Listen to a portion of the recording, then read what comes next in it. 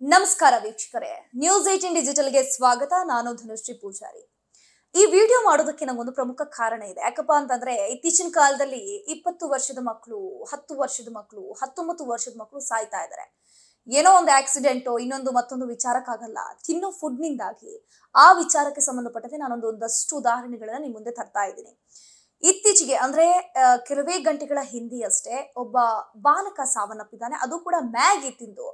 Maggi ಆರೋಗ್ಯಕ್ಕೆ ಹಾನಿಕಾರಕ. Maggi ban ಕೂಡ ಆಯಿತು. ಕೋರ್ಟ್ ನಲ್ಲಿ ಒಂದಷ್ಟು ವಾದ ಪ್ರತಿವಾದ ಆದ್ಮೇಲೆ ಮತ್ತೆ ಮ್ಯಾಗಿ ಬಂತು, ಒಂದಷ್ಟು ಅಂಶಗಳನ್ನ ಮೈನಸ್ ಮಾಡ್ಕೊಂಡು.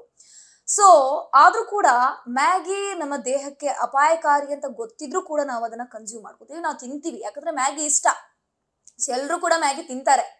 ಆದ್ರೆ ಇಲ್ಲೊಂದು ಕುಟುಂಬ, ಉತ್ತರ ಪ್ರದೇಶದಲ್ಲಿ ಒಂದು ಕುಟುಂಬ ಏನ್ ಮಾಡಿದೆ, ಒಂದು ಮ್ಯಾಗಿಯನ್ನ ಮಾಡ್ಕೊಂಡು ಊಟದ ಸಂದರ್ಭದಲ್ಲಿ ಅದನ್ನ ಒಂದು ಪ್ಲೇಟ್ ಅಲ್ಲಿ ಮ್ಯಾಗಿ, ಒಂದು ಪ್ಲೇಟ್ ಅಲ್ಲಿ ಅನ್ನವನ್ನ ಹಿಡ್ಕೊಂಡು ಅವರು ಸೇವಿಸಿದ್ದಾರೆ. ಊಟ ಮಾಡಿದ ತಕ್ಷಣ ಏನಾಗಿದೆ, ಮ್ಯಾಗಿ ತಿಂದ ತಕ್ಷಣ ಎರಡನ್ನ ಒಟ್ಟಿಗೆ ಕನ್ಸ್ಯೂಮ್ ಮಾಡಿದ್ದಾರೆ. ಸೊ ಹೀಗಾಗಿ ಅವರಿಗೆ ಹೊಟ್ಟೆ ನೋವು, ಫುಡ್ ಪಾಯ್ಸನ್ ಟೈಪ್ ಆಗಿದೆ. ಪುಟ್ಟ ಬಾಲಕ, 9 ವರ್ಷದ 8 ವರ್ಷದ ಪುಟ್ಟ ಬಾಲಕನು ಕೂಡ ಅಡ್ಮಿಟ್ ಆಗ್ತಾನೆ. ಅದ್ರ ಜೊತೆ ಅವನ ಮನೆಯಲ್ಲಿರುವಂತಹ ಒಟ್ಟು 6 ರಿಂದ 7 ಮಂದಿ ಕೂಡ ಹಾಸ್ಪಿಟಲ್ ಅಲ್ಲಿ ಅಡ್ಮಿಟ್ ಆಗಿದ್ದಾರೆ.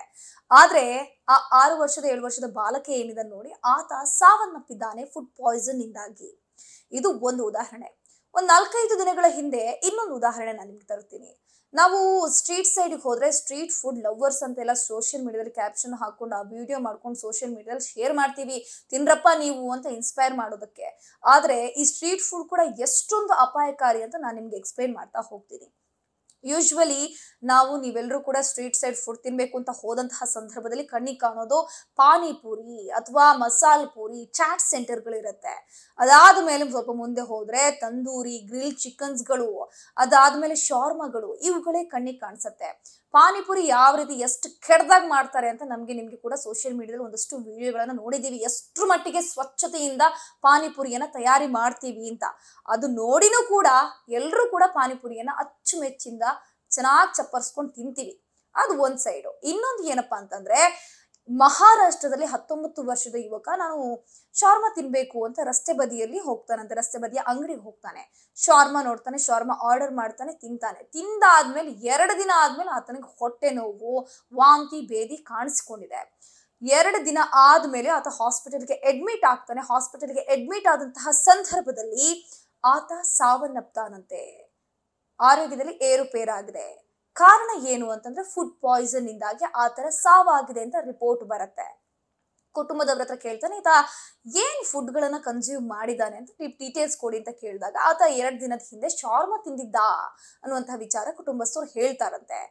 ಈ ಸಂದರ್ಭದಲ್ಲಿ ಡಾಕ್ಟರ್ಗಳು ಹೇಳ್ತಾರೆ, ಈತ ಶಾರ್ಮಾ ತಿಂದಿದ್ರಿಂದಾನೇ ಸಾವನ್ನಪ್ಪಿದ್ದಾನೆ ಅಂತ ಕನ್ಫರ್ಮ್ ಆಗಿ ಒಂದು ಡೀಟೇಲ್ಸ್ ಅನ್ನ ರಿಪೋರ್ಟ್ ಅನ್ನ ಕೊಟ್ಟಿದ್ದಾರೆ. ಅದಾದ್ಮೇಲೆ ಪೊಲೀಸರು ಏನ್ ಮಾಡಿದ್ದಾರೆ, ಮಹಾರಾಷ್ಟ್ರದ ಪೊಲೀಸರು ಆ ಶಾರ್ಮಾ ಅಂಗಡಿಗೆ ಹೋಗ್ಬಿಟ್ಟು ಆ 2 ಶಾರ್ಮಾ ಮಾಲೀಕರನ್ನ ಅರೆಸ್ಟ್ ಮಾಡಿದ್ದಾರೆ.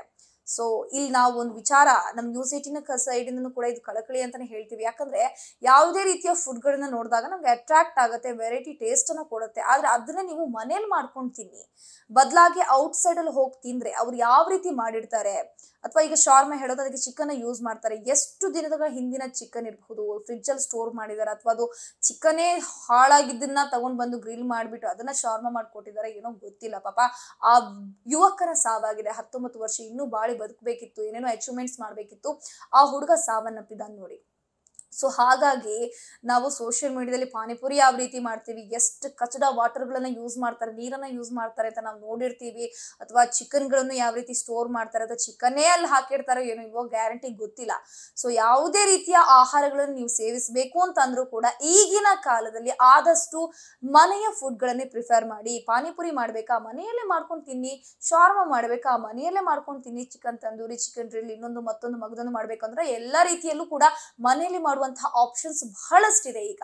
ಸೊ ನೀವೆಲ್ಲರೂ ಕೂಡ ಮನೆಯ ಆಹಾರವನ್ನ ಸೇವಿಸಿ ಹೆಲ್ದಿ ಆಗಿರಿ ಅಂತ ಹೇಳ್ತಿದ್ದ ಈಗಿನ ವಿಡಿಯೋವನ್ನ ಮುಗಿಸ್ತಾ ಇದ್ದೀನಿ. ಸೊ ಇಂತಹ ಮತ್ತಷ್ಟು ವಿಡಿಯೋಗಾಗಿ ಫಾಲೋ ಮಾಡಿ ನ್ಯೂಸ್ 18 ಕನ್ನಡ.